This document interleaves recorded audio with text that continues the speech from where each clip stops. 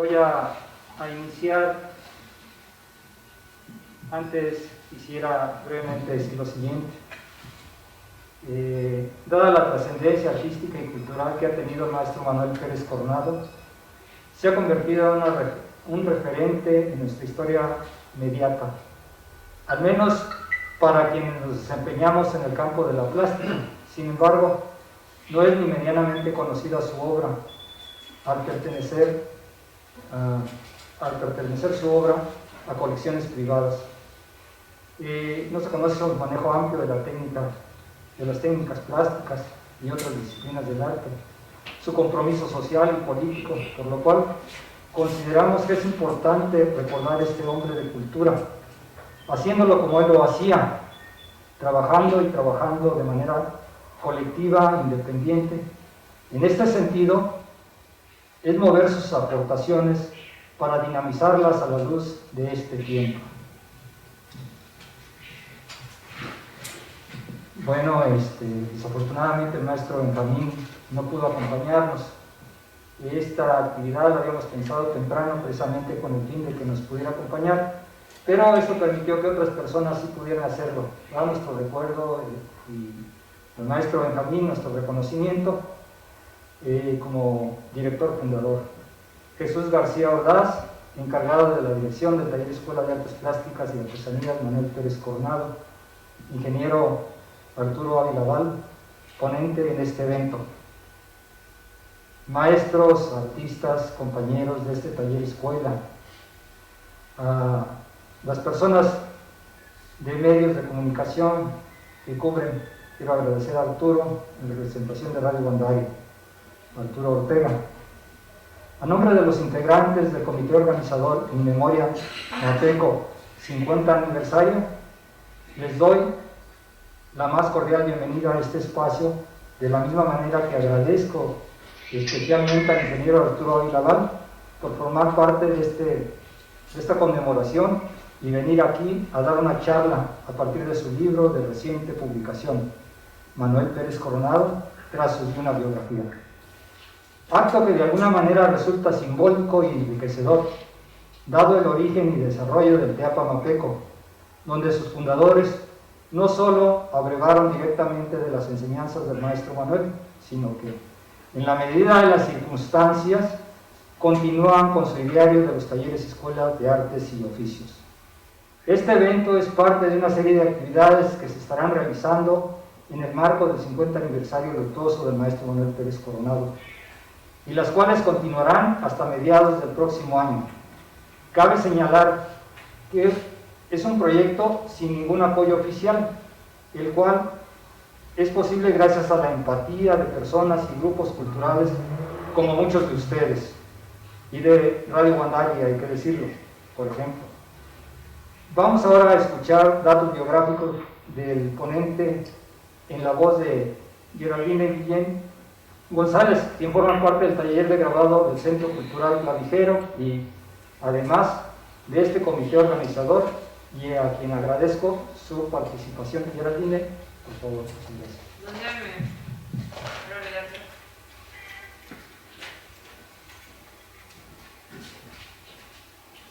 Usted cede el lugar para tomar. No se muevan. Arturo Ávila Val nace en Uruapan en 1972. Es ingeniero bioquímico, administrador por el Instituto Tecnológico y de Estudios Superiores de Monterrey, Campus Querétaro. Cuenta también con un diplomado en habilidades gerenciales por el Tecnológico de Monterrey, Campus Morelia, y otro en museología y museografía. Ahí es que se me acompañan. Por el Consejo Nacional para la Cultura y las Artes y la Universidad Michoacana de San Nicolás de Hidalgo, además de con una especialidad en política cultural y gestión cultural en América Latina por la Universidad Autónoma Metropolitana, Campus Iztapalapa, y una maestría en arte moderno y contemporáneo por la Casa LAM.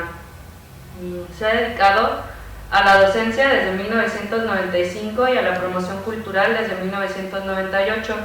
Forma parte del Centro Cultural Uruapan AC y durante varios años fue integrante del ahora desaparecido Consejo Ciudadano para el Desarrollo Cultural del municipio de Uruapan.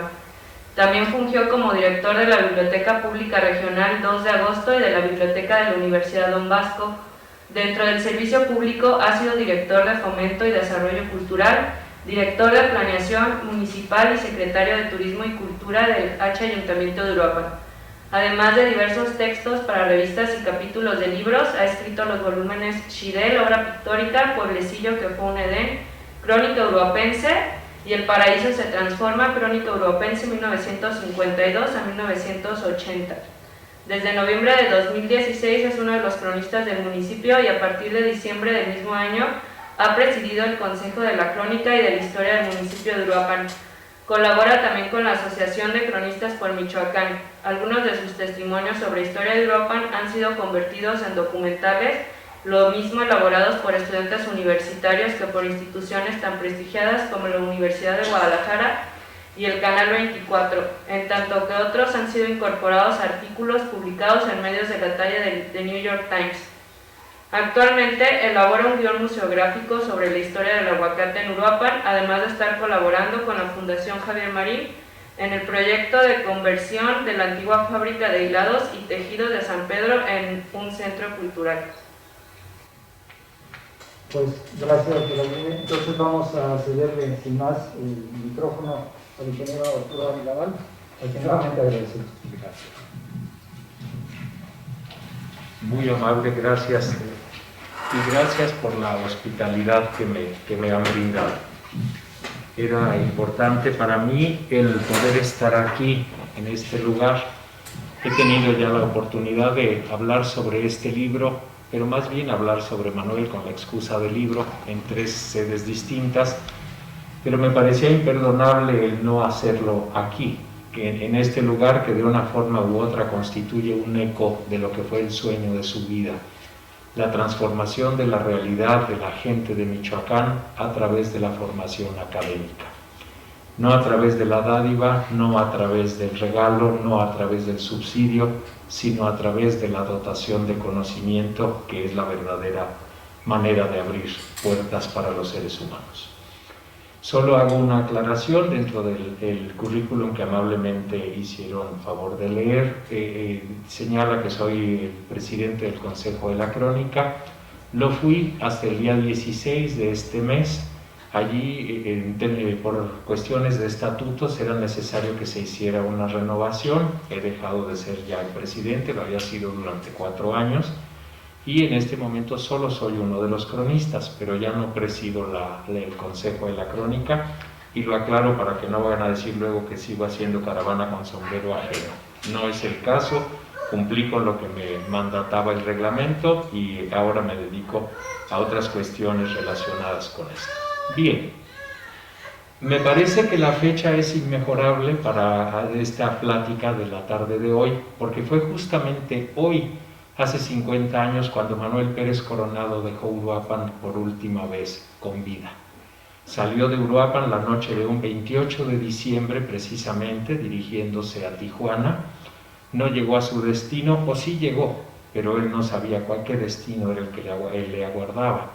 Pero era también un lunes, era el lunes 28 de diciembre del año 1970, y él confiaba en que iba a llegar hasta allá a ver a su familia en el ejido Uruapan precisamente. No fue así, y hoy estamos a 50 años de esa ocasión, de ese lunes de diciembre, recordándole con todo el mérito que logró a lo largo de su breve pero extraordinariamente fecunda vida.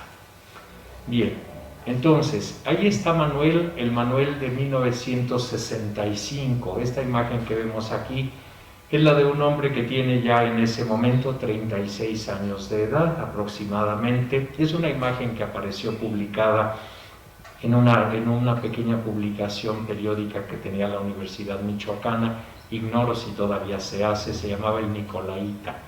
Y allí se elogiaba su trabajo, es parte de una nota que apareció publicada en aquel medio, en donde se hablaba del trabajo de Carácuaro, aquel trabajo del que ignoro su destino. Fue imposible lograr que las autoridades me mandaran algunas imágenes, no sé si todavía está el trabajo de Morelos y los Cuerudos allí en Carácuaro, pero es de esa época esta imagen que vemos aquí. Manuel fue un personaje que nació en un Uruapan que se parecía a este que vemos aquí. Un Uruapan que hoy no existe, un Uruapan que fue devorado por lo que entonces llamaban el progreso y la modernidad, y que hoy, a tantos años de distancia, podríamos revisar y decir qué tanto fue progreso, qué tanto fue modernidad y qué tanto fue un atentado irremediable contra el patrimonio de una ciudad que tenía siglos de haber sido erigido. En ese Uruapan fue que Manuel de alguna manera vivió sus primeros años. Ya sabemos, ya lo he comentado, Manuel en realidad no nació en Uruapan, como se mantuvo el mito a lo largo de décadas. En realidad Manuel ni siquiera nació en nuestro país. Manuel nació en los Estados Unidos de América, donde se encontraban sus padres en la búsqueda del sueño americano. También su hermano Arturo, el extinto doctor, había nacido en los Estados Unidos. La que nació aquí fue la primera de sus hijas, Guadalupe, que murió siendo una adolescente, y nacerían también los dos más pequeños, Felicitas y Fidel. Fidel no viviría mucho tiempo, Felicitas sí, de hecho fue la última de los integrantes de la prole Pérez Coronado en morir hace en realidad pocos años. Pero este fue el Uruapan que Manuel conoció a su regreso ya de los Estados Unidos, cuando en realidad cobró conciencia sobre sí mismo, y yo creo que sigue siendo absolutamente válido llamarle el pintor del Cupatizio, porque nadie como él lo recreó en sus extraordinarias obras.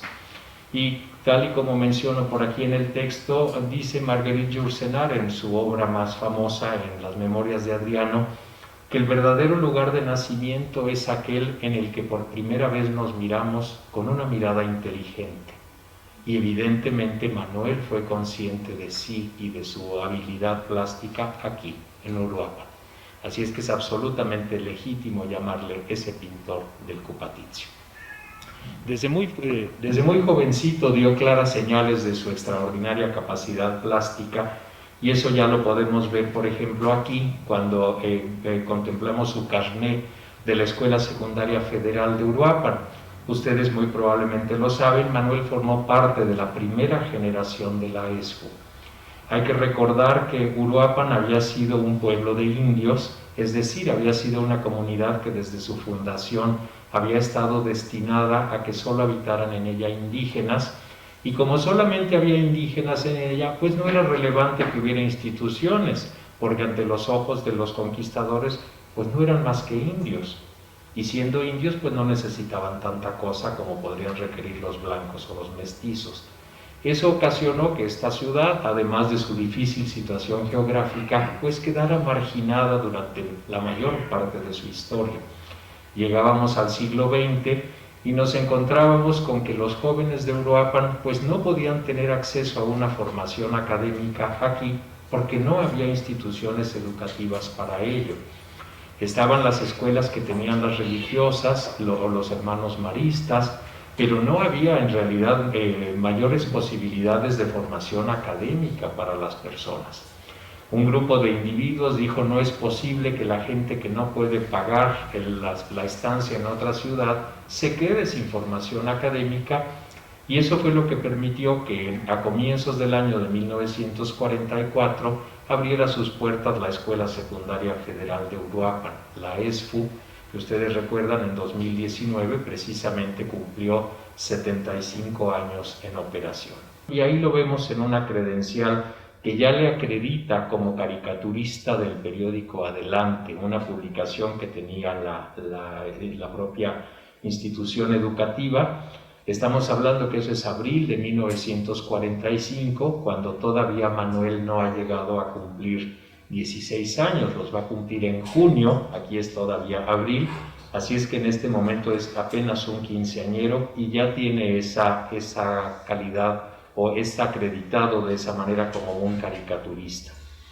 La gente a quien yo entrevisté que conoció a Manuel en esa época destaca en él dos cosas. Primero, su extraordinaria habilidad para el trazo, su inmensa capacidad para hacer a partir de unas cuantas líneas la evocación perfectamente fiel de la persona retratada. Y segundo, su tremenda combatividad de persona de izquierdas. Ya era una persona que en ese momento, siendo apenas un adolescente, tenía unas convicciones absolutamente cargadas hacia el lado izquierdo del espectro político. Y una de las personas a quien entrevisté me dijo, la plática que nos dio de inducción a la secundaria fue precisamente sobre las bondades del marxismo-leninismo. Es una cuestión peculiar en un muchacho que era apenas quinceañero. Y también no deja de llamar la atención por el hecho de que sus padres habían ido en búsqueda del sueño americano. Habría que ahondar en qué momento aquella perspectiva o aquella visión terminó siendo tan declaradamente de izquierdas. Es una tarea que está pendiente y a la que no fue posible llegar por cuestiones vinculadas con la pandemia y similares. Entonces, Manuel ya en esa época es capaz de hacer cuestiones como esta, como este trabajo que estamos viendo por aquí. Muy probablemente se trata de alguna actriz de la época, algún artista de la época que Manuel toma de algún periódico y que recrea. Este trabajo forma parte del patrimonio de sus sobrinos. Uno de ellos amablemente me lo facilitó. Y vemos ya precisamente igual, este trabajo pertenece también, si no me engaña la vista, 1945, vemos ya su don creador.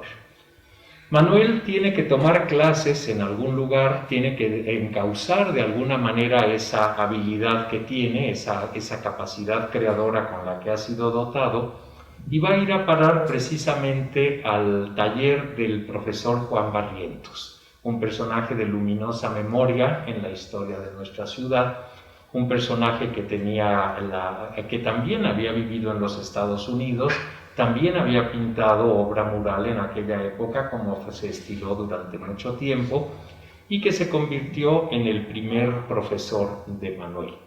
Aquí vemos una de las primeras obras ya hechas con esa formación. Aquí vemos el retrato de la entonces adolescente Elda Barrientos, que fue probablemente de los primeros trabajos. El doctor Arturo sostiene que la primera obra que hizo ya Manuel de una manera más académica, por usar esa expresión, fue un retrato de Beethoven, pero yo no sé si esa obra existe o se perdió o qué destino tuvo. En cambio, esta afortunadamente se conserva. Aquí estamos viendo ya de alguna manera la visión de lo que va a ser aquel personaje creador me refiero, y llama la atención quizá no tanto el trabajo todavía pues muy incipiente en el rostro de su modelo, sino en lo que le rodea. Ya estamos viendo a una persona vista dentro de un contexto, vemos ahí detrás algún cerro verde de Uruapan, algún cielo. Ya de alguna forma Manuel está situando su objeto dentro de lo que va a ser su preocupación fundamental, el entorno. Es un personaje con enormes inquietudes, con grandes intereses, con muchos anhelos de hacer cosas. Y aquí lo vamos viendo ya cuando tiene prácticamente 18 años. Manuel termina la instrucción secundaria en el año de 1946 y decide irse a estudiar a la Ciudad de México, a la Academia Nacional de San Carlos. Es una decisión difícil y es una decisión que le malquista con su padre, porque su padre no veía con buenos ojos el que uno de sus hijos se dedicara a una cuestión siempre tan riesgosa, siempre tan peregrina como la del arte. De alguna forma, alguna de las personas a las que entrevisté para este asunto me decía que incluso el padre le había esbozado una sutil maldición en el sentido de que si te vas sin permiso, no te ha de ir bien. Era seguramente una expresión amorosa del padre, con todo y lo difícil que nos resulte de creer, en la idea de ¿qué vas a hacer dedicándote al arte si la gente que se dedica al arte generalmente termina en una guardilla, perpetuada en una ópera y muerta en condiciones lamentables? Quizá era eso lo que movía a don Ramón para externarle ese punto de vista, pero a Manuel no le importó. Al final solo tenía una vida por vivir, una vida que iba a ser desafortunadamente muy breve y tenía que sacarle el máximo provecho posible. Ahí vemos entonces ya a Manuel, tiene ahí 18 años y esta imagen corresponde a la época en la que forma parte de la Academia de San Carlos.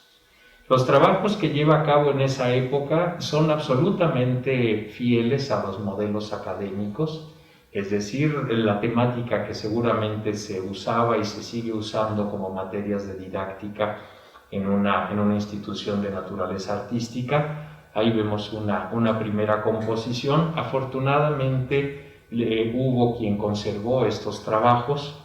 Son los trabajos del Manuel primitivo, pero era importante conocerlos, porque nosotros hoy vemos a un Manuel en su plenitud. Cuando podemos verlo, vemos un Manuel ya de los últimos años, cuando había encontrado respuesta a sus preguntas. Pero aquí estamos viendo a un Manuel que quizá todavía ni siquiera sabe cuáles son las preguntas que se tiene que hacer y para las que debe ofrecer una respuesta. Son trabajos académicos que van prefigurando posiblemente los intereses que va a tener él allí. Ahí tenemos una obra, aquí tenemos otra obra que va a hablarnos de esas inquietudes que tiene en ese momento ceñidas a la academia. No va a terminar la academia y es un asunto que también queda pendiente de elucidar hasta dónde fue que pudo estar en aquel espacio. ¿Por qué? Porque alguna de sus biógrafas sostiene que estuvo 2 años y medio en la academia y después regresó. Pero hay otros documentos que nos hablan de que en realidad en 1948 ya estaba de regreso Manuel y estaba acompañando a Alfredo Zalce, quien había venido a fundar una escuela que tenía que quedar de alguna manera incluida en el proyecto transformador de la Comisión del Río Tepalcatepec, que había quedado bajo la vocalía ejecutiva del general Lázaro Cárdenas del Río. Es difícil pensar que Manuel podía estar al mismo tiempo en la academia y en Uruapan.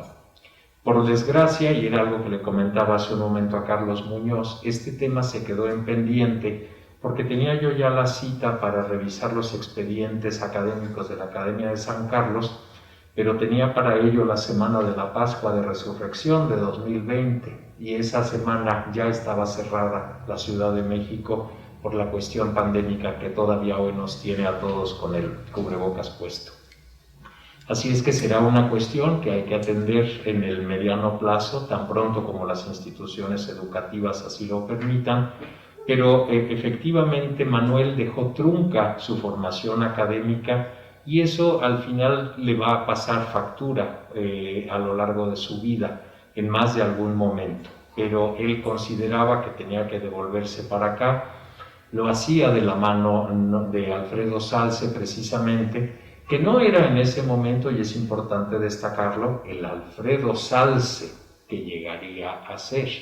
Todavía no lo era. Alfredo Zalce para esta época sí había sido ya uno de los grandes misioneros culturales y sí había estado ya haciendo trabajos, por ejemplo, con los murales de cemento, ya había estado buscando sus propias respuestas, pero aún no llegaba a ser el extraordinario personaje que sería a partir de la segunda mitad del siglo XX. En ese momento era un profesor de San Carlos, era una persona destacada, era alguien que también tenía una visión de la vida desde la izquierda, pero todavía no era lo que al final terminaría convirtiéndose y que muy probablemente también habría llegado Manuel a ser si hubiera vivido el tiempo suficiente para ello. Así es que regresan a Uruapan, regresa Manuel y viene también Zalce con la intención de crear aquella escuela de artes y oficios en Uruapan que tuvo su sede en la calle de Francisco Saravia, más o menos enfrente del Templo de Cristo Rey. Por ahí estuvo él una temporada, pero ocurrió lo que ocurre tantas veces.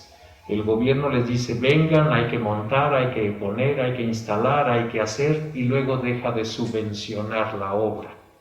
Entonces dicen, pues sí, con esta vida de ángel no vamos a llegar muy lejos, así es que termina por marcharse Zalce de regreso, se va a Morelia, en donde sí va a poder llevar a cabo su obra de creación y de formación de nuevos artistas, pero Manuel ya no le acompaña. Manuel se va a quedar por aquí en Uruapan. Sin embargo, queda como testimonio de aquel trabajo colaborativo esta obra que todavía existe.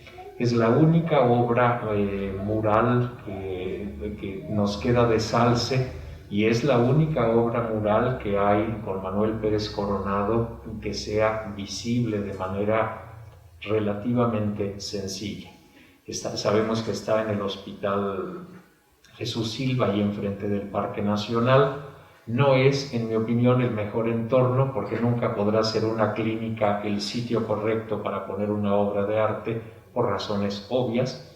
Ojalá que en algún momento pudiera haber la visión, la disposición, la sensibilidad y los recursos para poderla llevar a un sitio en donde pueda ser admirada como lo que es. Es una obra de arte, y como que no es el lugar adecuado un corredor, porque además está en un corredor, en un hospital, para que permanezca. Ahí vemos la fundación del pueblo de Uruapan. Ahí estamos viendo a Fray Juan de San Miguel precisamente. Vemos ahí detrás la construcción de la guatapera de Uruapan. A la mano izquierda, invisibles, quedan las firmas donde se señala que hizo Alfredo Salce, que ayudó Manuel Pérez Coronado, y que el trabajo técnico lo hizo Francisco Guanosto, maestro. ¿Sí era Francisco su nombre, el que les preparaba los muros? ¿El técnico? Sí, pero sí era Francisco. Guanosto era su apellido, pero dudé en el nombre ahorita. Entonces, ahí vemos este trabajo extraordinario que permanece, en donde, por supuesto, los créditos los tiene Salce. Hicieron alguna otra obra, desafortunadamente perdida. En 1975 alguna autoridad decidió que había que renovar las instalaciones de una escuela, y pues en aquella renovación bien valía la pena derribar los muros en donde estaban las obras de Salce y de Pérez Coronado. Se perdió por completo aquel trabajo. Cuando Salce se marcha, Manuel no puede negar la impronta, la enorme influencia de su maestro, y aquí podemos verlo, por ejemplo, en este trabajo. Es una obra interesante, es un trabajo singular. Afortunadamente fue posible encontrarlo, fotografiarlo e incluirlo en este trabajo que he hecho, y nos muestra hasta qué punto Manuel fue grandemente deudor de Salce, por lo menos durante una temporada de su vida creadora. Es un trabajo de comienzos de los años 50 y estamos viendo a un Manuel que todavía no termina de ser lo que está llamado a ser, pero que todavía en cambio acusa mucho de la influencia de su maestro. Hay otra cuestión que es importante y sobre la que también va a ser muy necesario investigar más, y que tiene que ver precisamente con el trabajo de Manuel como grabador, porque allí está la duda de en qué momento fue que Manuel se incorporó al taller de la gráfica popular para aprender sobre el oficio. Es una cuestión también algo oscura, como muchas de las cosas que están en la vida de Manuel, porque de repente se encima su trabajo como dibujante en el Crefal, que se supone que ya tiene en 1952, así lo señala su acta de matrimonio, pero que también al mismo tiempo está empujando las escuelas aquí en Uruapan, los talleres escuela, y se supone que al mismo tiempo está por allí participando en algunos proyectos de los grupos nicolaitas en Morelia, y al mismo tiempo está contrayendo matrimonio y está empezando a tener familia. Entonces sí será sumamente importante, en la medida en la que el tiempo y las circunstancias cambien, que se pueda averiguar cómo fue que Manuel se incorporó definitivamente al taller, cuánto tiempo fue que estuvo allí, qué alcances tuvo su formación en ese sitio, para sobre todo construir conocimiento. A mí eso es lo que me interesa mucho, independientemente del respeto que me merece la obra de Manuel, y cuando hablo de obra no solo me refiero a su trabajo plástico. Independientemente de ello, creo que es fundamental la construcción de conocimiento en torno de Manuel y de su obra. Y en ese sentido creo que es sumamente importante el que nos esmeremos más, porque con mucha frecuencia vemos, y ahora las redes se prestan mucho a ello, cómo se sube información que no ha sido corroborada, que no ha sido cotejada, que no ha sido revisada y que definitivamente no puede corresponder a la realidad con un poquito más de profundidad que se dé al trabajo.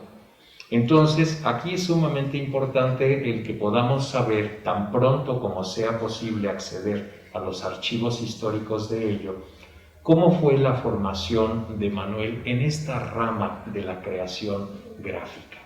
¿Qué tanto fue lo que él tuvo que involucrarse o qué tanto fue lo que el tiempo le permitió involucrarse en esta clase de obra? Es una cuestión que ojalá que se pueda hacer en el tiempo venidero para redondear el conocimiento respecto de Manuel y su enorme aportación a la plástica, no solo uruapense, no solo regional.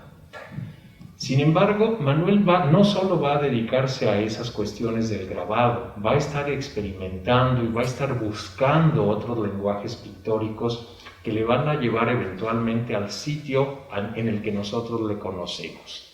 Que no podemos decir que sea el sitio definitivo en el sentido de que allí hubiera terminado. Es el sitio definitivo porque ahí se hallaba cuando la muerte le sorprendió. Pero no podemos decir que ese era el último Manuel que podría haber llegado. Y les pongo, por ejemplo, para que lo vean, este trabajo. Este es un trabajo que cuando yo lo conocí me pareció verdaderamente interesante porque ya prefigura a Manuel, pero definitivamente todavía no es Manuel. Este es un trabajo que fue hecho en los albores de los años 50, ya no estaba aquí Salce con él, ya él estaba buscando sus propias respuestas y estamos viendo cómo se va encaminando hacia lo que va a ser el Manuel al que nosotros conocemos, sin embargo aún no ha llegado. Tenemos este trabajo y vean este otro, vean, yo les pido mucho el que vean la gama de color, que definitivamente todavía no es lo que va a terminar siendo. Vean en este otro trabajo, ya la temática, ya los motivos, ya las composiciones son muy mapequianas, por usar esa expresión, pero todavía no es el Manuel al que nosotros vamos a terminar conociendo y que va a terminar de fraguar en unos años más. Pero ya es una visión muy interesante. Estos trabajos me parecieron, dentro de lo que llegué a encontrar, obras particularmente significativas porque ya nos permiten avisorar lo que viene. Mientras que los trabajos anteriores habían sido o trabajos absolutamente académicos o trabajos sumamente deudores de lo que había sido su mentor del arte, aquí ya estamos viendo un Manuel que se está soltando, que se está desprendiendo y que está yendo hacia el lugar a donde tendría que haber llegado o el lugar al que estaba llamado a llegar. Vemos otro de sus trabajos de esa época que me parece también particularmente interesante, un retrato, y es un retrato hecho por un cierto compromiso. Estos señores son señores de un Uruapan de principios del siglo XX. En este caso estamos viendo, son personas que están celebrando sus bodas de oro matrimoniales alrededor de 1952, 1953. Son don Rafael Hinojosa y su esposa, la señora Raquel Murguía. Así es que en ese momento ellos ya son, vamos a decirlo así, de las grandes familias de Uruapan. Y resulta que el hijo de este matrimonio, o uno de los hijos de este matrimonio, de alguna manera le echaba la mano a Manuel cuando éste tenía algún aprieto económico. Y así se iba haciendo una deuda de, oye, préstame, sí, yo te presto, como no hay problema, luego me lo reembolsas. Pero Manuel siempre necesitaba algo más de dinero, siempre ocupaba algo más de fondos para hacer sus cosas. Y entonces en un momento determinado, el hijo de este matrimonio le dice, oye Manuel, en vez de que me pagues, ¿qué te parece si me haces un retrato de mis papás con ocasión de sus bodas de oro matrimoniales? Y Manuel dijo, sí, cómo no, con mucho gusto. Entonces, resultado de esa situación, de aquella deuda impagable, es que nace este trabajo que podemos ver aquí, que además tiene su historia porque la señora nunca estuvo conforme con él. Nunca le pareció un retrato grato, nunca le pareció agradable, entonces originalmente lo pusieron en una dependencia de ahí de la casa, pero luego ella dijo no, es demasiado feo, y lo envolvió en una sábana y lo escondió en un cuarto, y en ese cuarto estuvo durante varias décadas almacenado. Uno de los nietos de aquel matrimonio un día vio el cuadro y le dijo: abuelita, pues no es feo, ¿por qué no me lo das? Y dijo: sí, hijo, cuando yo me muera te lo llevas, porque es tuyo. Cuando finalmente falleció la señora, entonces, y empezaron a repartir los bienes de la casa, pues apareció el cuadro, pero ya Manuel estaba muerto. Y entonces, es un mapeco, que ¿a quién le va a tocar? Y entonces se levantó la mano y dijo: no, ¿que a quién le va a tocar? Es mío, mi abuela me lo dio. Y entonces lo tomó y se lo llevó, y forma parte del patrimonio de esta familia que vemos por acá. Pero me parece también una obra particularmente interesante. Manuel no se dedicó luego ya a esta clase de tareas, que sí tuvo que hacerlas, por supuesto, porque al final el artista también se debe a quien le paga sus obras, y hay mucha obra de Manuel que fueron retratos hechos por encargo, y eso va a ser un conflicto del que voy a hacer alguna referencia un poquito más tarde. Pero me parece una obra particularmente interesante y sobre la que valdría la pena estudiar. Manuel va a seguir adelante, va a incorporarse a trabajar precisamente al CREFAL. Esta imagen la reconocen ustedes muy bien, de hecho es una imagen que me fue aquí generosamente facilitada por el maestro Benjamín para el 3er aniversario del CREFAL, cuando Manuel ya tenía años de trabajar allí. La pregunta es, bueno, ¿y cómo fue que Manuel, que andaba de un lado para otro, terminó incorporándose al CREFAL?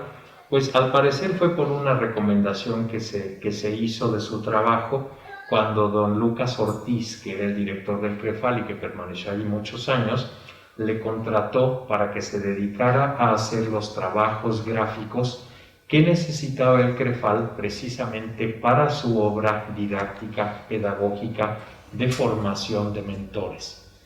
Aquí vemos este trabajo, 1954, 9 de mayo del 54, pero de acuerdo con el acta de matrimonio de Manuel, él ya desde 1952 estaba trabajando para el CREFAL, porque en aquel documento la información que él asienta es que es dibujante del CREFAL. Enfatizo este asunto porque también existe alguna duda, alguna conjetura sobre el asunto.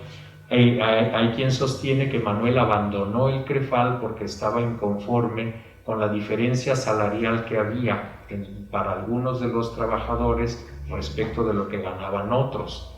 Es una afirmación bastante audaz y, en mi opinión, temeraria, porque probablemente sí había una diferencia salarial, pero no debemos olvidar que el CREFAL estuvo formado con algunos de los mejores pedagogos que en ese momento existían en América Latina, gente que había decidido abandonar su país de origen por venir a enseñar aquí y que muy probablemente tenían una recompensa más notable. No lo puedo afirmar porque no me consta, pero es razonable pensar que así sucedía, mientras que Manuel, no lo olvidemos tampoco, era alguien que había abandonado su carrera. Entonces probablemente había disparidad salarial, pero también había una razón académica para ello. Puede haber sido eso. Afortunadamente, dentro del trabajo que Manuel llega a desempeñar allí, está esto que es una obra extraordinaria. Su cuento de Guachito y los viejitos, una obra también pedagógica, una obra que de alguna forma también busca el que vaya la gente buscando la construcción de una mejor vida a través del esfuerzo. Esta obra de alguna forma nos plantea eso, el hecho de que este niño, este Guachito, que es un niño un tanto haragano, un tanto indolente, al que le gusta irse de pinta en vez de ir a la escuela, se ve de repente enseñado por esos viejitos que le dicen: eso no te va a llevar a ninguna parte. Si eres un estudiante, tienes que hacer lo necesario precisamente para sacarle el provecho a las aulas y que eso te permita no solo cambiar tu vida, sino también cambiarla del lugar del que formas parte, en una idea de que algo que quizá podría parecerse a aquella frase tan célebre de José Ortega y Gasset, de la que normalmente solo conocemos la primera parte. ¿Se acuerdan que Ortega y Gasset dice: yo soy yo y mi circunstancia. Esa es la frase que uno escucha, pero la segunda parte de esa frase dice, y si no se salva mi circunstancia, tampoco me salvo yo. Es decir, no tiene ningún sentido el que nosotros escrituremos nuestro propio bienestar si esto está fincado sobre el malestar de la generalidad. Es una situación que hoy es perfectamente vigente. No pude dejar de recordar los que dicen, si tenemos el dinero para pagar la vacuna, ¿por qué tenemos que esperar a que nos toque a todos por igual? Tantos años y todavía existe esa forma de pensar. Entonces Manuel hace este trabajo, es un trabajo que va a ser publicado por el CREFAL en 1954 y que luego se vio otra vez publicado ya cuando Manuel había muerto, una edición póstuma de su trabajo. Este es uno de los cuadernillos originales y me parece particularmente bello, gráficamente hablando.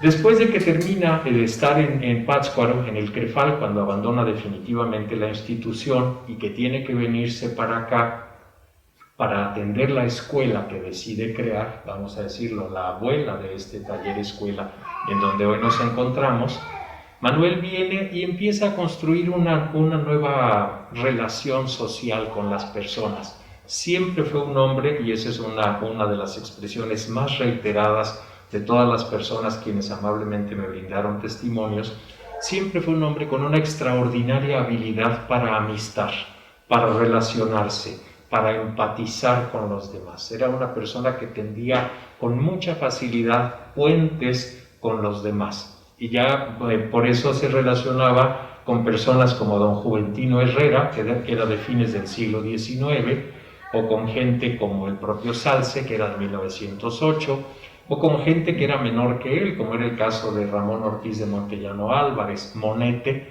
o Raúl Ríos Romero, o su hermano. Tenía esa enorme facilidad para amistar.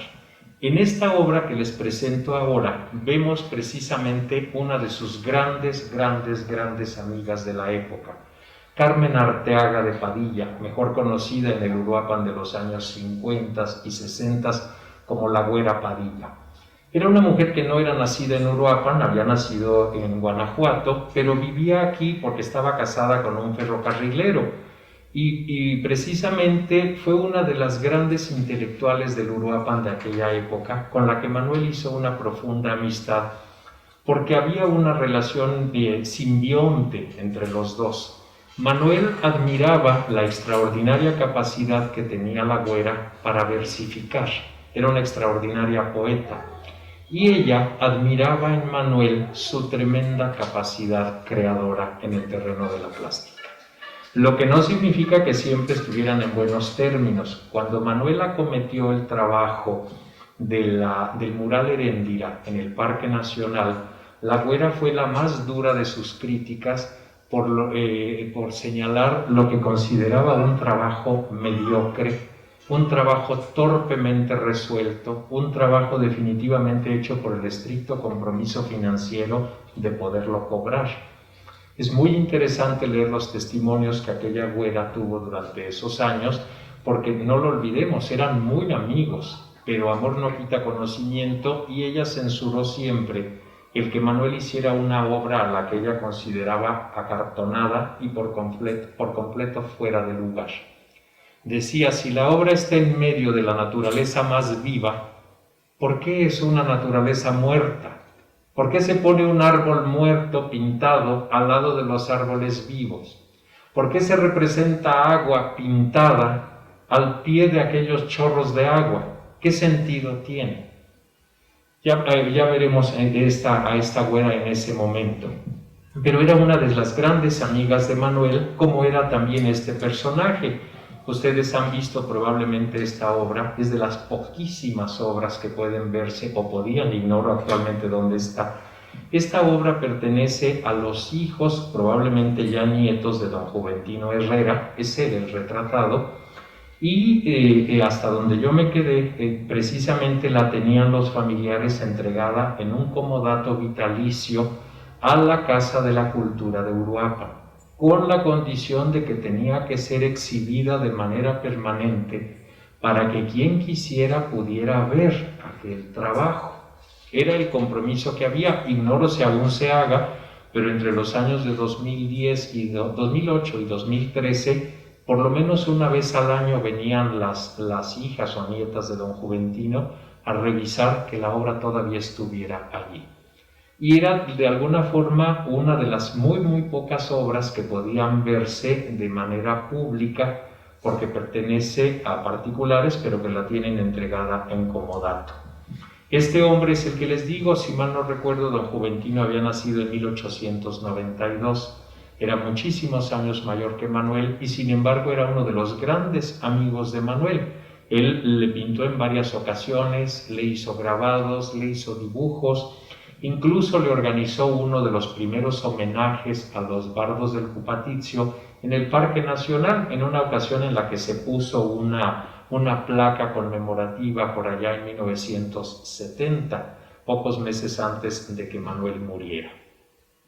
Aparte de eso, aparte de esas amistades o de esas relaciones que tenía Manuel con algunas personas, pues no dejaba de tener algunas preocupaciones importantes. Aquí ven este trabajo maravilloso que también reconocen porque forma parte del patrimonio de esta institución. Es una obra que a mí me parece sumamente deudora de Siqueiros. En lo que yo la veo me parece una evocación muy clara de su trabajo, pero independientemente de lo que pueda o no tener como una progenie creadora, nos habla de ese pasado. Son unos braceros. Y ahí estamos viendo unos braceros a los que definitivamente no les está yendo muy bien. La expresión que tienen, no en sus rostros que nos quedan velados, pero sí en el lenguaje corporal, es más que elocuente. Es gente que sin duda alguna trabaja arduamente y que sin embargo no le ha ido demasiado bien. Es un trabajo que me pareció sumamente interesante, sumamente importante de Manuel y que amablemente me fue facilitado por los directivos de esta institución. Cuando desde mediados de los años 50 empezaba el interés por aquel personaje llamado Fidel Castro. Todavía no sabía la gente a dónde iba a poder llegar, todavía no había mucha información sobre él. En realidad tenía muchos años trabajando, algunos en la clandestinidad, otros en el exilio, pero ya empezaba a ocupar el pensamiento de Manuel. Precisamente algunos de los que llegaron a estar presentes en aquellas reuniones en casa de la Güera Padilla, me explicaba cómo aquella discusión se polarizaba, se iba hacia los dos extremos, porque había gente que decía que qué estaba haciendo qué estaba haciendo Fidel con la isla, mientras que Manuel insistía en que le estaba quitando a la región caribeña la condición de burdel de los Estados Unidos. Uso esa expresión de burdel de los Estados Unidos porque además es un cliché, es una expresión que hemos escuchado durante mucho tiempo y que yo no sé hasta qué punto hoy continúa teniendo la misma significación que tenía probablemente en los tempranos años 60. Yo escuché esa misma expresión en los años 90, ya cuando me estaba formando en la preparatoria, y luego la vuelvo a escuchar y habría que ver qué tanto de ese sentido original conserva. Por eso, tan pronto como tiene lugar la Revolución Cubana o el comienzo de la Revolución Cubana, se va Manuel para allá y va para conocer cómo son las cosas en aquella isla. Aquí vemos este trabajo en 1960. Manuel había ido con Odiseo Ibáñez en la idea de que iban a quedarse unos cuantos días en la isla de Cuba y en realidad Manuel se quedó durante varios meses. Ahí se dedicó a enseñarle a las personas a las que podía el oficio o los oficios de creador gráfico que manejaba. De alguna manera empezaba a enterarse de cómo cómo pensaba guiar Castro los destinos de aquella región, pero todavía eran las cosas demasiado frescas, estaban demasiado recientes como para que pudiera saberse bien a bien qué derroteros iba a seguir la isla. Ya en la segunda visita, que ocurre en 1967, la situación ha cambiado, ya es algo muy diferente y la percepción que hace Manuel de esa segunda visita también va a cambiar. pero eso no le impide obtener de aquella isla de Cuba muchas de las cosas que le agradaban, muchas de las cosas que le podían interesar, incluso la belleza femenina, por supuesto, por la que siempre sintió una particular devoción. Cuando regresa, va a conocer por la obra de Aguirre Beltrán, aquella obra que se llama Cuitla, va a conocer sobre la tercera raíz mexicana. Nosotros siempre durante mucha parte de nuestra historia, nos imaginábamos como mestizos, descendientes de españoles e indígenas, nada más. Pero en los tempranos años 60, Manuel trabó conocimiento con la obra de Cuitla de Aguirre Beltrán, en donde habla de aquella región de Coahuinicuilapa, que es un municipio guerrerense casi en la frontera con Oaxaca. Y Manuel se interesa por aquello que lee y decide que tiene que ir a conocer. Y es interesante porque es uno de los pocos lugares en México en los que todavía hay testimonios de la presencia de la llamada tercera raíz, es decir, los negros de África que fueron traídos también por algunas cuestiones particulares a ciertas regiones de lo que hoy llamamos México y que por supuesto entonces no lo eran. Allí va a conocer mucho de lo que hay en el lugar, va a conocer mucha de la situación de miseria en la que esta gente vive, pero no solo va a enterarse de ello, también va a enterarse de los abusos que comete el ejército mexicano contra la población. Es una época difícil, es una época muy complicada para las izquierdas, para la gente que puede tener toda visión que escapa del referente oficialista, y Manuel toma nota puntual de ello. Aquí vemos una obra. Esta obra ignoro a quién le pertenezca, amablemente alguien me facilitó una fotografía, no tengo idea de las dimensiones del trabajo, pero ahí podemos ver lo que Manuel veía en una época en la que la gente se empeñaba en no ver. Un ejército abusador contra la población inerme, una población incapaz de defenderse. Esta obra fue presentada en Uruapan en más o menos en 1964. Hubo una exposición que se llamó África Chiquita y que fue hecha en la pérgola municipal.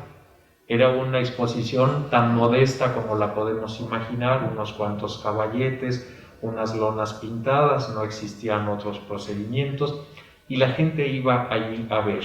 Esta es una de las obras que hizo Manuel de aquello que veía en ese lugar, aquel ejército yendo por encima de la población. Aquí tenemos otra de las obras de Manuel en esa época, en este caso una carnicería. De hecho así se llama la obra y vemos en la parte inferior derecha el nombre que Manuel le da. No es más que una pequeña palapa, un tejabancito con los restos de algún animal recientemente sacrificado. Seguramente era esto lo que podía ver en aquella región tan apartada del progreso todavía como era esa Cuitla, Coahuinicuilapa, precisamente el que tanto le fascinó. Luego, en 1965 se celebraba el 400 aniversario de la muerte de don Vasco de Quiroga. Y entonces a Manuel le nació el interés en hacer una enorme obra mural que quería que quedara en la guatapera de nuestra ciudad. Él quería que los muros quedaran completamente cubiertos con aquel trabajo y tenía mucho el interés. Otra de las personas que me brindó testimonio oral sobre Manuel me hablaba de que Vasco de Quiroga era un personaje que particularmente le movía mucho. Y hay una anécdota interesante que viene aquí reseñada en el libro, que habla de que esta persona que me dio el testimonio y Manuel caminaban por una calle muy céntrica en Morelia, y entonces dijo Manuel: voy a hacer una obra sobre Vasco de Quiroga, pero quiero hacer un Vasco de Quiroga viril, no como el que manejan los pinches curas. Y entonces el hombre volteó y le dijo: cállate, que no ves que esta gente es muy persinada. Y de todo aquello, de toda aquella propuesta que Manuel tuvo para la guatapera, en realidad no llegó a concretarse nada, como muchas de sus obras. Pero aquí vemos de alguna manera una representación de ese Vasco de Quiroga en el que él creía. Un hombre efectivamente amoroso, ahí vemos en esos pocos trazos una expresión más que elocuente al respecto, pero un personaje que no solo se había quedado en la contemplación, sino que había ido más allá, había ido precisamente hacia la creación de esa realidad que anhelaba vivir. Además de que hacía eso, estamos hablando de que tenía que dedicarse a hacer otra obra, y en esa obra sí ya encontramos a Manuel, ahí está ya él. Vean estos trabajos que me parecen particularmente bellos, particularmente logrados. Era una obra más que interesante la que pudo llegar a desarrollar. Este trabajo es de 1965. Estamos viendo la hacienda de Caracha, precisamente. Es un trabajo bastante interesante que forma parte de una serie que hizo. Este también pertenece a ese lugar y es del mismo año. Y estos dos que les voy a mostrar a continuación, no, es solamente uno el que traje, también pertenece a otra de las haciendas. Esta no es Caracha, esta es la hacienda de San Rafael, pero que está también en Siracuarentiro. Así es que estamos viendo ya ese Manuel que había encontrado seguramente las respuestas a lo que había buscado como creador plástico. Ya estamos viendo ese personaje que había llegado a dominar de una manera innegable una plástica en la que resulta más que destacable el uso del color y de otros recursos. Así es que Manuel está trabajando ya en eso, pero el hecho de que pueda dedicarse a pintar esto muchas veces por encargo, esta en específico es una obra que fue hecha por encargo por el propietario de aquel inmueble, no perdía de vista lo que era siempre su compromiso social. Aquí podemos ver una de las obras que apareció en esos años, en uno de aquellos diciembres, precisamente en donde Manuel hace una durísima crítica de los festejos navideños. Ahí vemos a la derecha las campanitas y las flores, y vemos la miseria en la que la gente tiene que vivirla. Más allá de lo que nos pueda presentar la televisión o de lo que nos pueda presentar actualmente las redes, vemos que para muchas personas estas fiestas decembrinas distan mucho de ser los momentos de alegría y de prosperidad y de bienestar y de camaradería que nos vende la mercadotecnia usualmente. Manuel tenía que sobrevivir, y no solo él. Manuel había contraído matrimonio en 52, como lo mencioné antes, y además había tenido 5 hijos con su esposa. No quiere decir que en total haya tenido 5, pero con su esposa había tenido 5 hijos. Y eso le obligó también a trabajar por encargo. Y fue una situación particularmente injusta con él, porque le llevó a ser despreciado por ambos lados, porque la gente de la izquierda decía que Manuel se había vuelto un pintor de ricos y que trabajaba para ellos. Entonces, incluso se vio expulsado de los partidos, del Partido Comunista en aquella época, porque la gente consideraba que Manuel se había aburguesado, sin ponerse a pensar que había que vivir, que tenía que mantener a una familia. Entonces, por un lado, era mal visto por la izquierda, que decía que cómo era posible que un pintor viviera de su trabajo pintándole a quien sí le podía pagar por él. Pero por otro lado, también experimentaba el rechazo de la gente que tenía la prosperidad económica, porque era visto como un hombre de izquierdas. Entonces, de alguna manera le mandaban llamar, le encargaban los cuadros, pero no era un personaje cuya vida fuera bien vista en muchas ocasiones por la gente, porque consideraba pues que era un izquierdoso y que era una persona de vida un tanto cuanto disipada o escandalosa, o como le quieran ustedes llamar. Así es que el pobre tenía que oscilar o pendular entre aquellas dos visiones mutuamente excluyentes, y en mi opinión ambas injustas, que no eran sino una manifestación de ignorancia que se padecía. Aquí vemos uno de sus trabajos, es un trabajo interesante, ignoro las dimensiones de la obra, la imagen me fue amablemente facilitada por la viuda del doctor Arturo. Es uno de esos trabajos que Manuel hacía precisamente por un encargo, por alguien que admiraba su capacidad creadora y que le pedía que hiciera obra y por la cual le pagaba, que Manuel tenía que hacer porque era necesario vivir. Y no nada más él, al final de las cuentas todos los pintores, independientemente de la zona ideológica del espectro político en donde se encuentren, tienen que prosperar. Y no podemos olvidarnos que Siqueiros, por ejemplo, accedió a pintar un mural por el que le pagaron 10 millones de pesos en los años 60, recién salido de la cárcel en donde había estado, porque de cualquier manera era necesario vivir. No se trataba de morir en la raya, fiel al ideario, pero de hambre. No tiene sentido. Manuel tenía que hacer entonces esta clase de trabajos. Pero esta obra que vemos, que no deja de ser interesante por su composición, palidece en todos los sentidos cuando vemos lo que hacía por convicción. Aquí tenemos un trabajo para el que seguramente la modelo no pagó. No se me hace que los familiares le hayan dicho: ven y pinta a mi mamá o a mi abuela o a mi esposa o a quien sea, y a cambio de ello te voy a pagar. Pero vemos su profunda preocupación plástica y su profundo interés por reflejar la realidad de una comunidad. La persona que poseyó este cuadro durante varias décadas le llamaba la Virgen Tarasca. Seguramente no era ese el nombre que Manuel habrá pensado originalmente para este cuadro, pero me parece sumamente interesante porque al final nos refleja con una mucho mayor fidelidad lo que eran las preocupaciones, los intereses particulares y personalísimos de Manuel, independientemente de que tenía que hacer obras como esta porque era necesario vivir y mantener a una familia. Independientemente de ello, sus preocupaciones plásticas eran estas. Como podía serlo también esta otra, me parece una obra muy bella, es un formato bastante peculiar.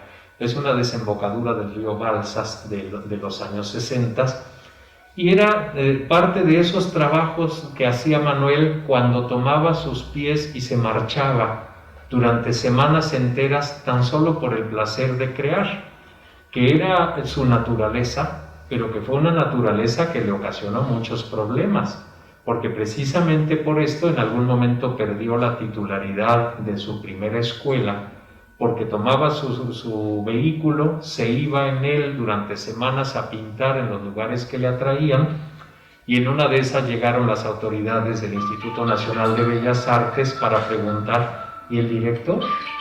Pues el director anda de viaje. Y ya cuando investigaron un poco más y se enteraron que Manuel era un tanto cuanto proclive a hacer esos viajes, pues le quitaron la dirección. Así es que cuando llegó él se encontró con que ya no era el responsable de aquel espacio. Pero eso no le impedía hacer lo que amaba. Aquí vemos otro trabajo suyo.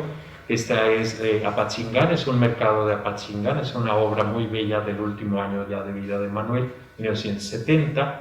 Y aquí vemos otro trabajo que me parece también destacable, un trabajo precisamente en Playa del Carmen, de los años 60.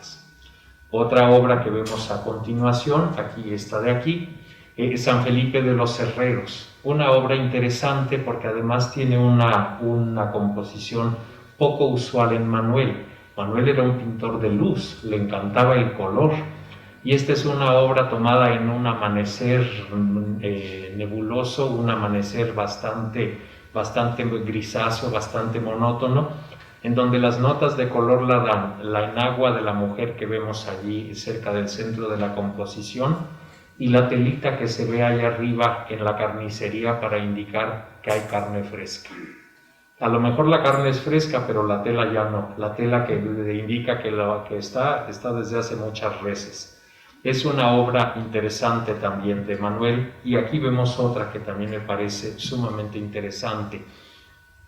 Esta obra llama la atención. En algún momento el propietario me explicaba que cuando se la compró a Manuel, le preguntó: ¿y sabes cuántos tonos de verde hay en esta obra?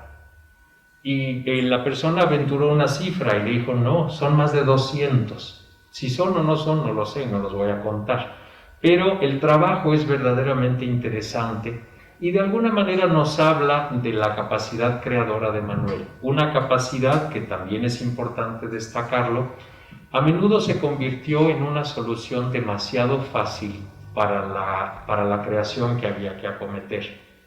Es importante destacar este asunto. Como ya he mencionado, Manuel tenía una familia a la que debía sostener y entonces tenía que producir, y tenía que producir lo suficiente para poder generar los recursos que ocupaba.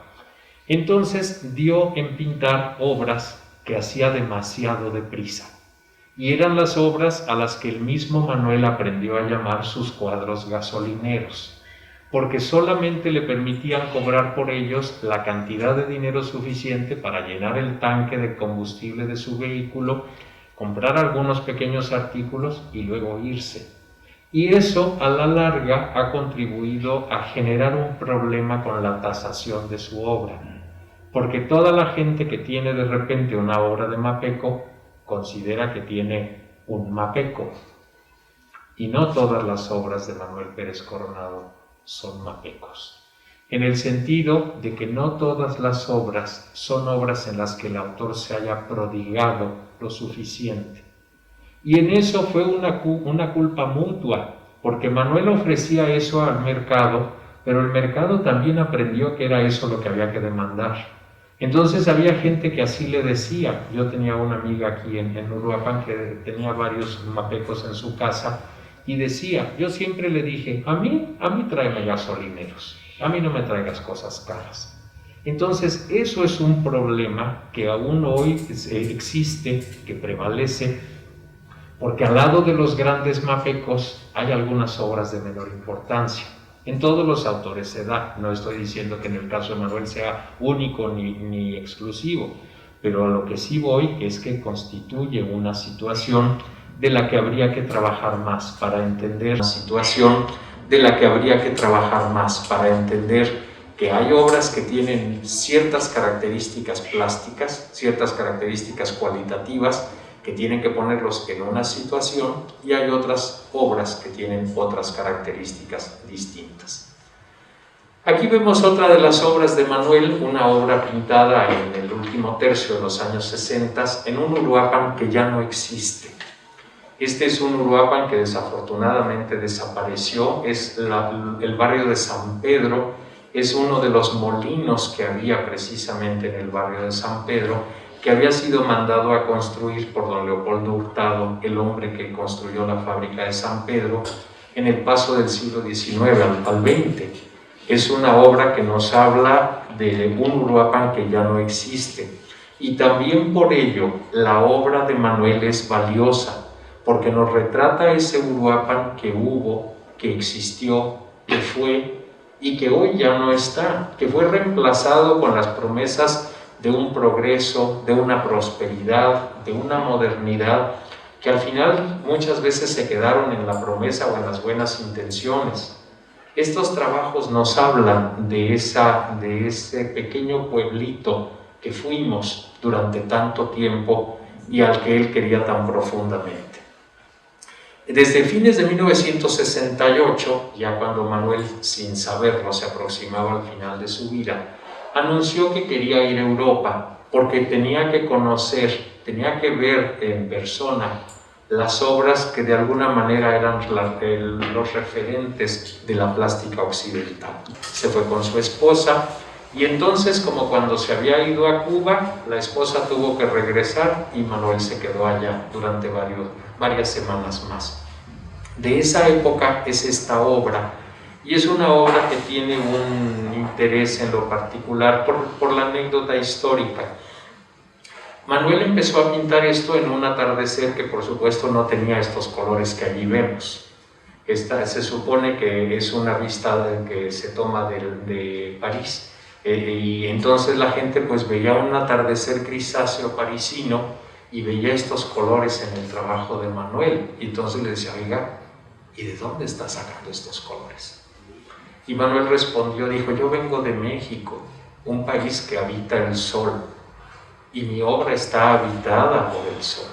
Ustedes son gente que vive en medio de esta grisura, pero yo vengo revestido por el sol.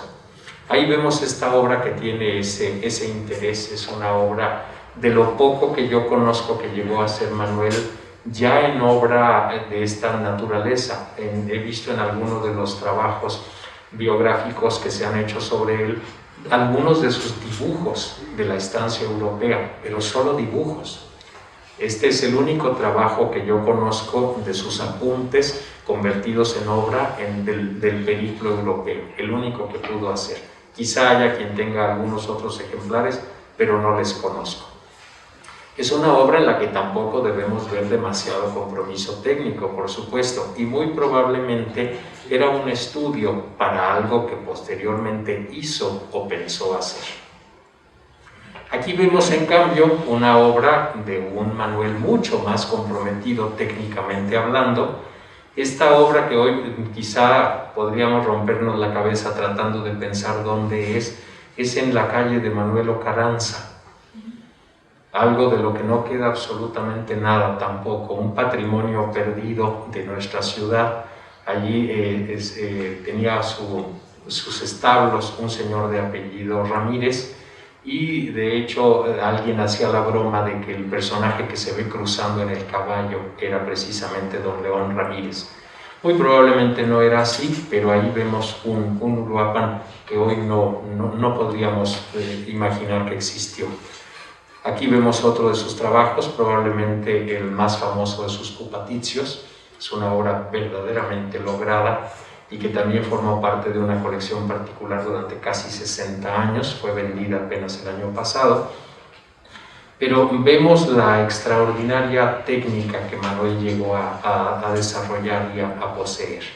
Era una capacidad muy destacada la que pudo lograr, y que nos lleva a preguntar a dónde pudo haber llegado Manuel si la vida le hubiera permitido unos años más. Si hubiera podido vivir hasta los 50 años y no hasta los 41 que tenía cuando murió. ¿Qué pudo haber sido si hubiera llegado a los 60, a los 70, a los 80?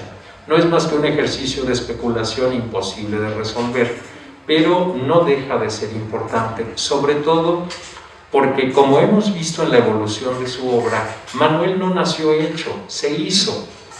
Y eso nos permite imaginar que iba a llegar mucho más allá. Cuando Raquel Tibol habla sobre Manuel, ya una vez que éste murió, y escribe un texto, dice precisamente que Manuel se aprestaba a dar la batalla por el reconocimiento nacional. Ella hablaba de que Manuel estaba listo para dar ese nuevo salto, pero que ya no vivió para ello, ya no tuvo la oportunidad. Así es que no nos queda sino especular en realidad hasta dónde podría haber podido su plástica evolucionar. Aquí vemos al Manuel que tenía de alguna manera que participar de la vida social, por supuesto. Esta es una imagen tomada en la Ciudad de México. Afortunadamente alguien me la facilitó, porque eso nos permite ver, bueno, quién era el personaje. Es probablemente 1968, un año en el que habían pasado dos cosas. Por un lado, ya había ido Manuel por segunda vez a Cuba, había estado en su segunda estancia, en una exposición que es sumamente interesante por algo. Fue hecha a la carrera, como se hacen muchas cosas. A Manuel de repente le dijeron: te vas a ir a una exposición porque va a haber una semana de cubano-mexicana en La Habana y tú vas a presentar una muestra. Manuel no tenía obra, entonces tuvo que pedirla prestada. Préstenme porque voy a ir a Cuba a enseñar mi trabajo y regreso. No es eso lo interesante del asunto. Muchas exposiciones se hacen así, de repente, muy improvisadas. Lo interesante es que se hizo en un momento en el que México era el único país de América Latina que sostenía relaciones diplomáticas con Cuba.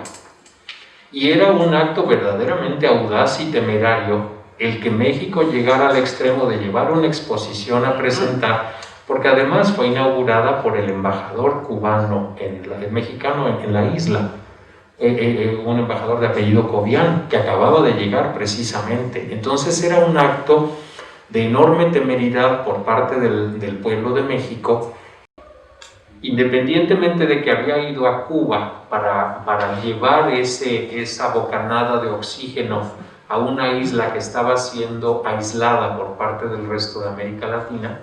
Independientemente de ello, Manuel veía con malos ojos los dispendios que llevaba a cabo el gobierno para la organización de los Juegos Olímpicos. Y entonces decidió ahora jugar no del lado del gobierno, sino del lado de los estudiantes. De acuerdo con los testimonios de esta etapa, que son muy interesantes también, Manuel incluso elaboró algunos clichés que elaboraba en su casa, a pesar de saber el riesgo que ello entrañaba, clichés que luego se iban a fijar en el centro de la ciudad, en esa vana pretensión que tenían de que el gobierno terminara por cancelar los Juegos Olímpicos, y que en cambio en lo que terminó fue en los espantosos acontecimientos del 2 de octubre. Así es que vemos ese hombre que no duda en brincar de un lado para otro si considera que con ello está siendo fiel a su ideal. No una posición, no como la gente que se casa con un partido político o la gente que se casa con una convicción determinada, sino la gente que dice: yo tengo que seguir lo que el pensamiento me señala. Creo que es una cosa interesante en él.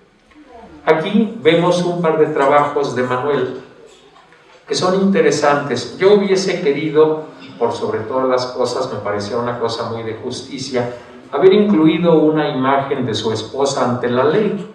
Sin embargo, los familiares de Manuel no estuvieron interesados en participar en el proyecto y no fue posible hacerlo. En cambio, vemos aquí dos trabajos, son dos de sus musas. No será necesario el que yo mencione sus nombres, ¿para qué? Pero aquí vemos esos dos trabajos. El de la izquierda, el que pueden ver a la izquierda, es de 1965, el de la derecha es un poco posterior. El de la izquierda hoy está en la Ciudad de México, el de la derecha quizá lo han llegado a ver en algún momento, está en un restaurante aquí en Siracuaretiro, y es un desnudo que fue hecho en el Parque Nacional. Así es que Manuel era alguien profundamente enamorado de la mujer en general y de las mujeres en particular. Pero no eran esos sus únicos amores. Aquí vemos estas dos obras. La de la izquierda, el retrato de una persona que evidentemente padece alguna situación que le mortifica. Y el de la derecha, que es muy conocido, que probablemente han podido ustedes ver también, es de las obras que están más o menos visibles porque forma parte de la colección que le fue encargada por el gobernador Galvez Betancourt y que está en el edificio del Instituto del Artesano Michoacano, anteriormente la Casa de las Artesanías en Morelia. Es el retrato de Tata Plácido, el hacedor de Cristos.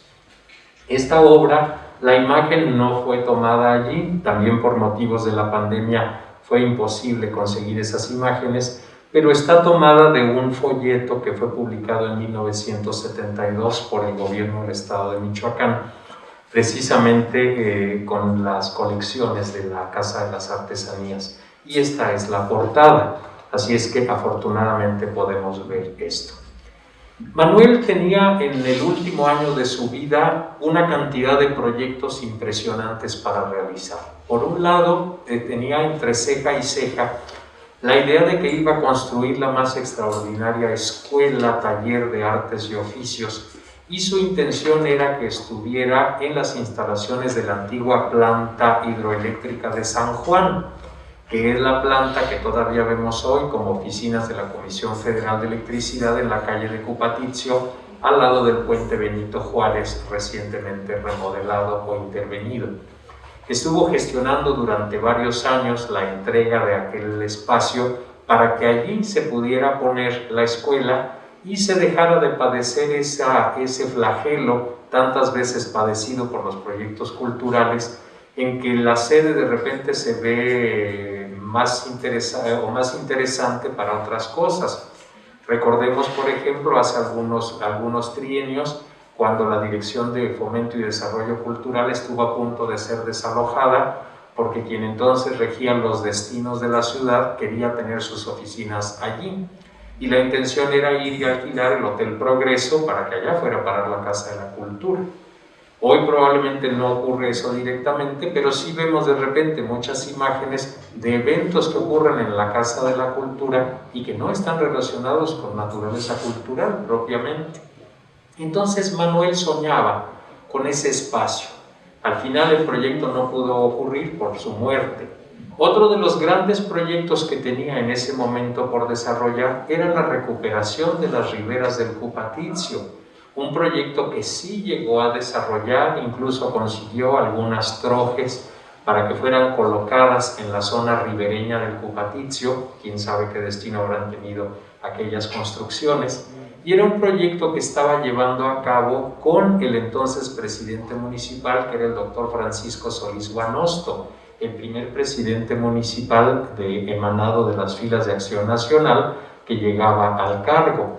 Entonces era otro de sus muy importantes proyectos que tenía él en mente realizar. Y el otro inmenso proyecto que tenía, que había desarrollado a partir de lo que había visto en Roma, en la Sixtina, era la intención de decorar precisamente hoy le llamamos Centro Cultural Clavijero, entonces era el Palacio Clavijero.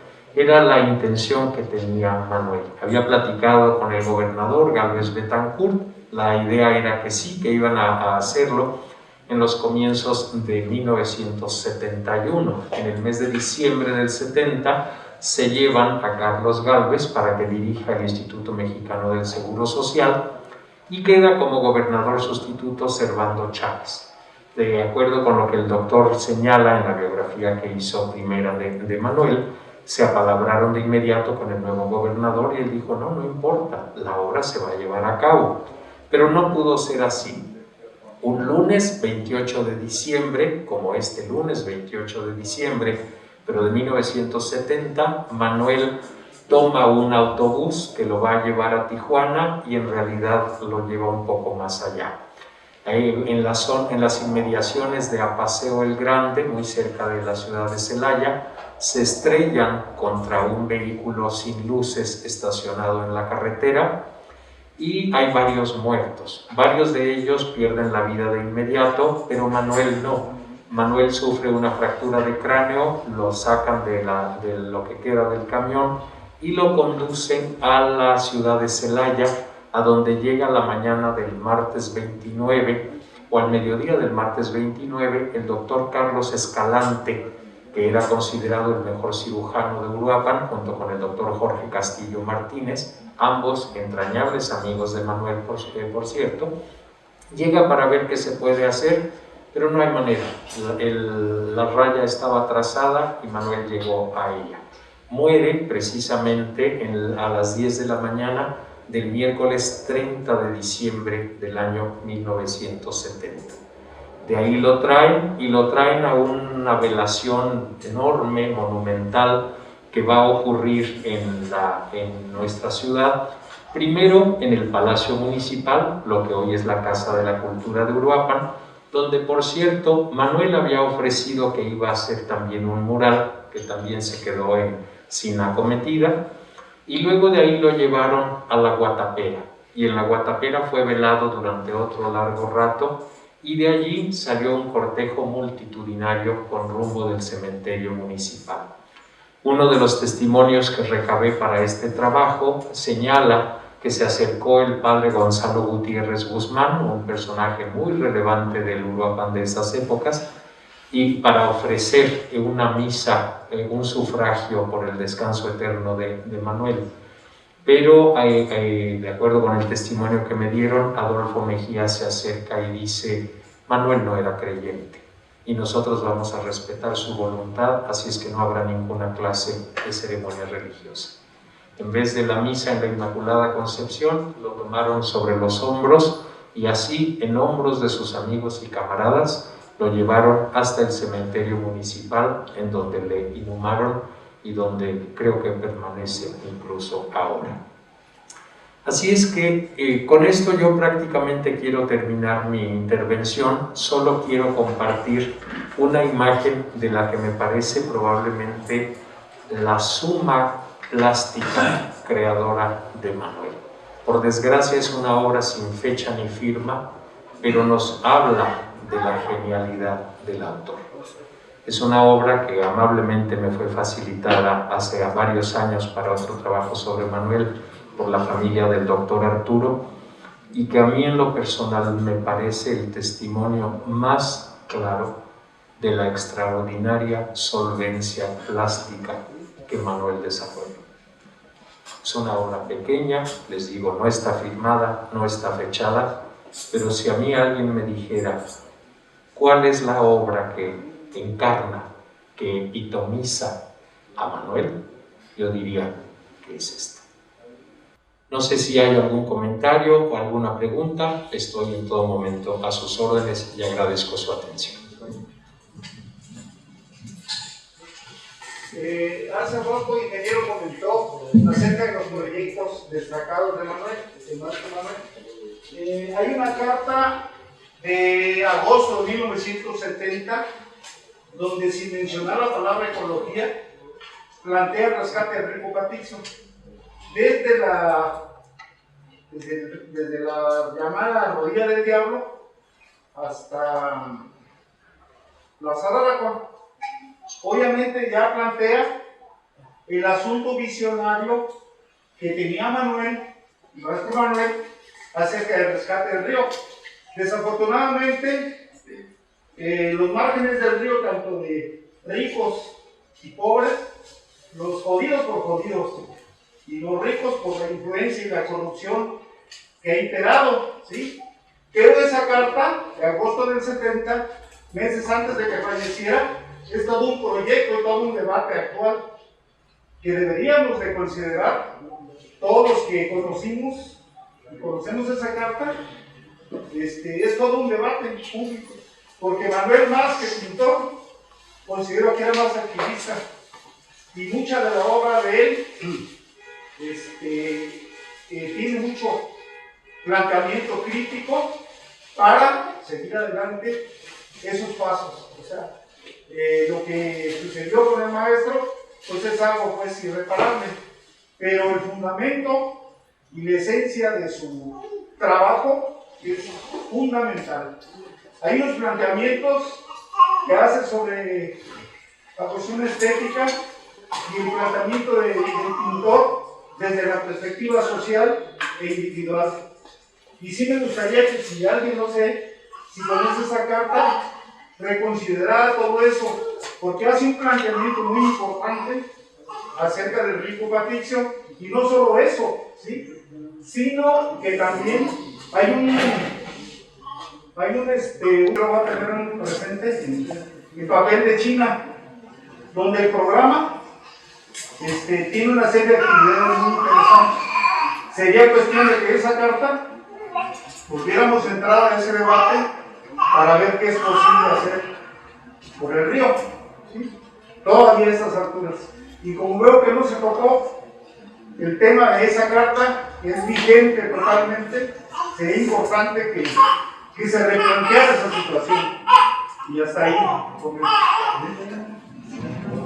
Sí, creo que es un tema importante, sobre todo porque tiene algo que luego se perdió.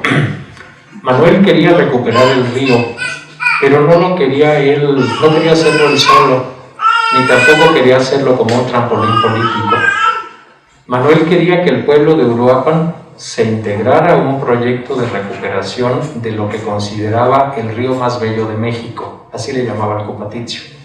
Entonces él soñaba, y no solo soñaba, porque eso sí llegó a suceder, con una ceremonia multitudinaria en las márgenes del río, en donde simbólicamente se le devolviera la potestad sobre aquel flujo de agua a la gente de Uruapan. Fue un evento en el que estuvo el doctor Solís, un evento en el que hubo gente de la Comisión Federal. Fue lo único que alcanzó a hacerse, estuvo presente gente de la población, entonces no hacían esa tajante diferenciación de gente de los barrios y el resto, no, había gente de Uruapan, gente que estuvo allí. Y sí es una visión interesante porque es una visión muy de avanzada, sí es algo que vale la pena considerar. Y sí también es importante destacar, efectivamente el tema de las márgenes del Copatizio es un tema complejo, pero no debemos olvidar que es un asunto que en algunos casos data desde el siglo XIX. Las concesiones de agua, las mercedes de agua, los canales del Copatizio para abastecer a las fábricas textileras son anteriores a la Constitución de 1917. Entonces es necesario verlas desde la perspectiva correcta. Es muy importante, no digo yo que esté bien el que se hayan perdido para el disfrute colectivo, lo que digo es que somos un país de leyes y es necesario atender las cuestiones normativas y ver que el que es primero en tiempo es primero en derecho. Cuando la señora Josefina Ruiz tiene que vender el parque, cuando el general Cárdenas es presidente de la República y se lo pide, es importante destacar que se ha hecho ella completamente ignorante durante décadas del requerimiento que le hacen de que pague los impuestos, porque ella ha estado otorgando mercedes de agua para la fábrica y para otras cosas y no ha reportado los ingresos que le corresponden a la federación. Entonces desde 1910 le están pidiendo, y cuando llega la época de don Lázaro, le dicen: señora, pues usted debe 20 y tantos años de cuotas. Entonces es importante, sobre todo eso, reitero lo que dije ya hace un rato, nos hace falta conocimiento sobre nuestra ciudad, porque de otra manera de repente vemos aparecer cualquier declaración y no solo la leemos, sino que le empezamos a dar like y la empezamos a compartir y la empezamos a llevar a convertir en lo que no es ni debería ser nunca. Es decir, nunca tenemos que considerarla como historia de nuestra ciudad. Pero la inmediatez con la que hoy se puede subir cualquier cosa al ciberespacio vuelve un verdadero problema la creación de esa historia alternativa, por completo ajena de la verdadera forma en que ocurrieron las cosas. Vamos a pedirle a Jesús García Ordaz que haga entrega de un reconocimiento. Jesús, nada más que no alcanza hasta allá el cable, si hiciera favor de pasar de este lado para que dieras lectura ahí al reconocimiento. Si quieres esto para acá para que no te la luz ahí.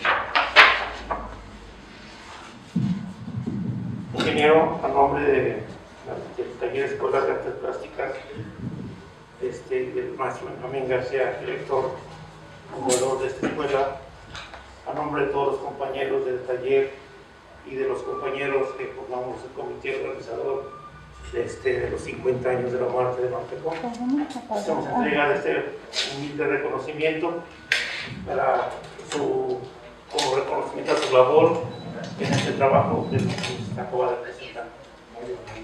Gracias.